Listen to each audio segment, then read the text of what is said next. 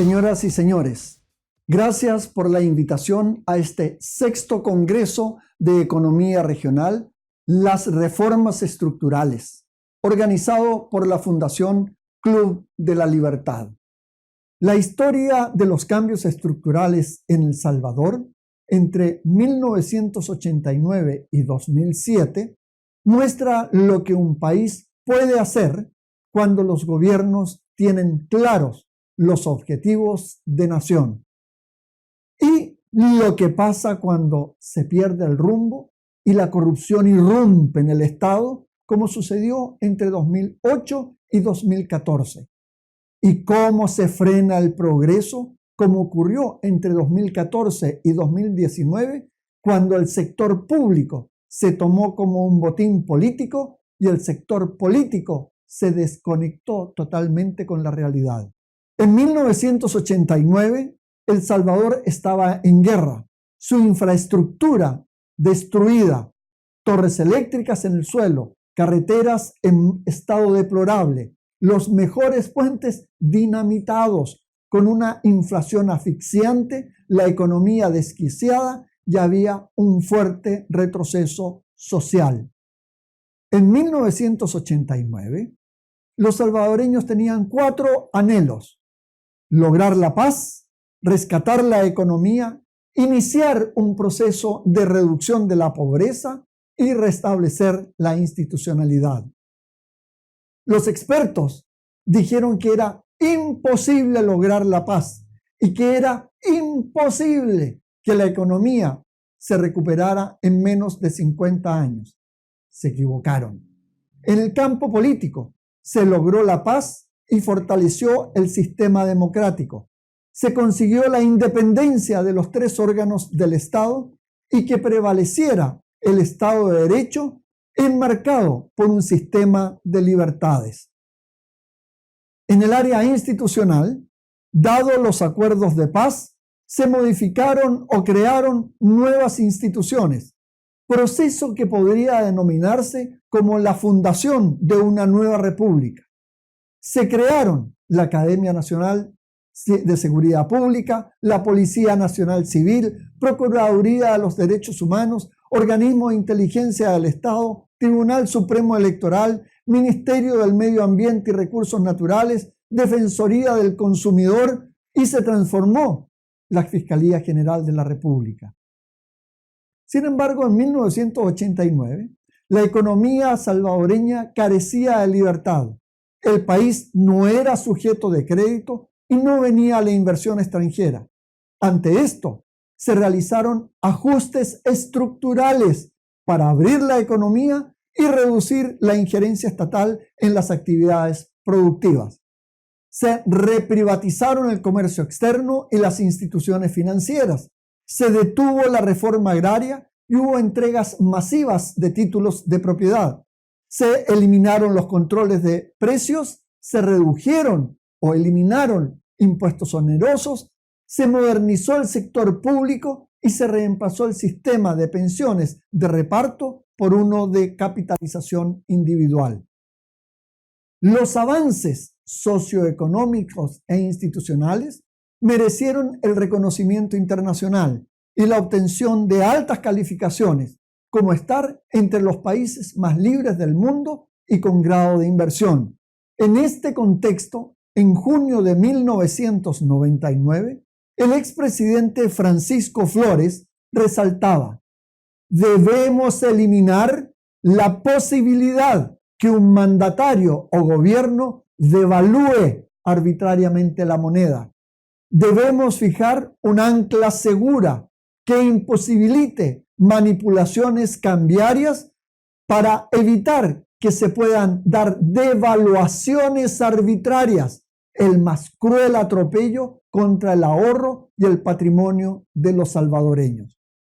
Fue el inicio del camino de la dolarización, medida que era parte de una estrategia para abrir la economía que incluyó la iniciativa de la Cuenca del Caribe, la negociación y firma de 7 TLCs, insertarse con fuerza al comercio internacional. Todo esto al tiempo que se tomaba el liderazgo en la lucha contra el terrorismo en la cumbre de presidentes en Panamá. Así se logró una floreciente dinámica de crecimiento del comercio externo. Dada la transformación de apertura, ordenamiento y dolarización de la economía de El Salvador, la inflación cayó de 469% en la década de los 80 a 42% en la década de 1999 a 2008. Las exportaciones aumentaron 7.9 veces. El crédito al sector privado se elevó de 21% del PIB a 51% entre 1998 y 2008. La tasa de interés de corto plazo bajó de 20% a 9% en 2008 y se crearon 908,000 nuevos empleos urbanos y más de 500,000 de empleos rurales cuando la población de El Salvador rondaba 5,5 millones de habitantes. Así fue como El Salvador se ubicó entre las 10 economías más libres del mundo y fue puesto como un ejemplo de recuperación económica. En el campo social, se estableció un proceso de combate frontal a la pobreza y de aumento de la inversión en capital humano para romper el círculo vicioso de la pobreza y crear un círculo virtuoso del progreso económico y social con énfasis en los más pobres de los pobres. La estrategia fue entrelazar la política económica con la social, porque sin desarrollo económico no es posible el desarrollo social, y sin desarrollo social es difícil alcanzar un desarrollo económico sostenible en el tiempo. Paralelamente, se respondió al abandono en que estaba la familia salvadoreña, para lo cual se fortalecieron sus cimientos legales e institucionales.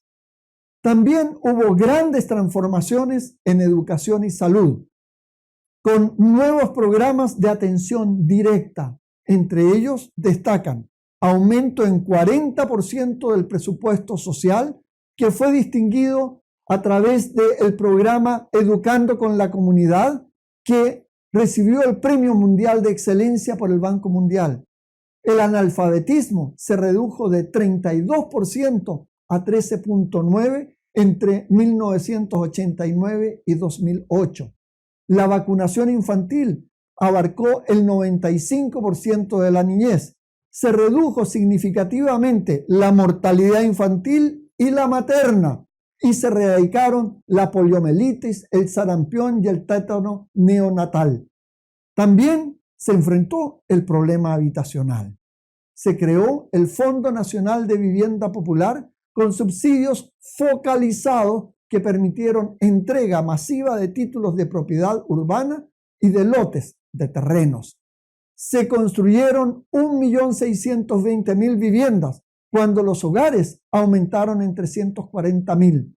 Así se redujo el déficit habitacional cuantitativo y 75% de las familias lograron ser propietarios o en vías de compra de sus viviendas en 2008.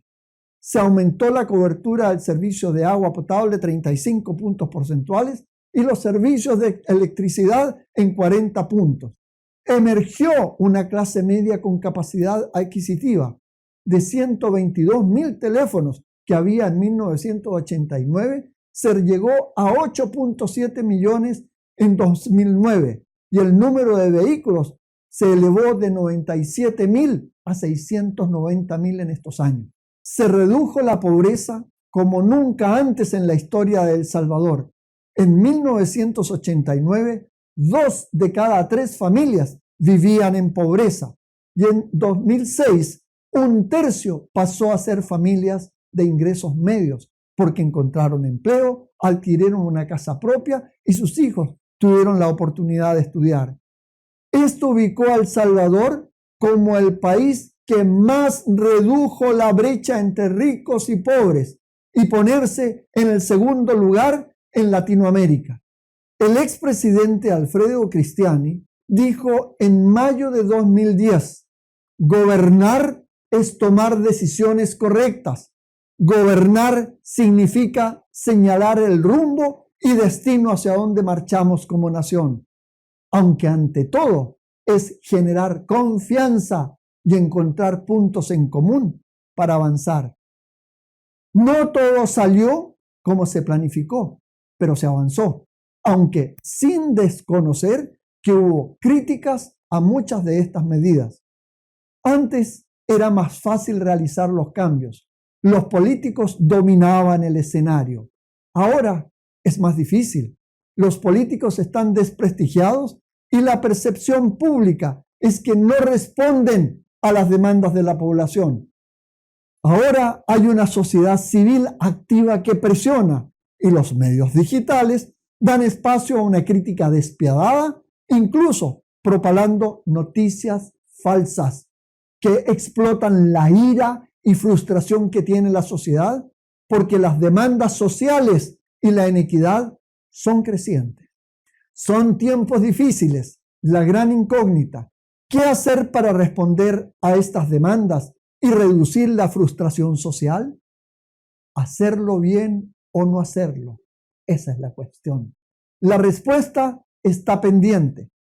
Debemos mantener el sistema de libertades porque solo con libertad se encuentra la verdad y solo con ella se logra hacer justicia.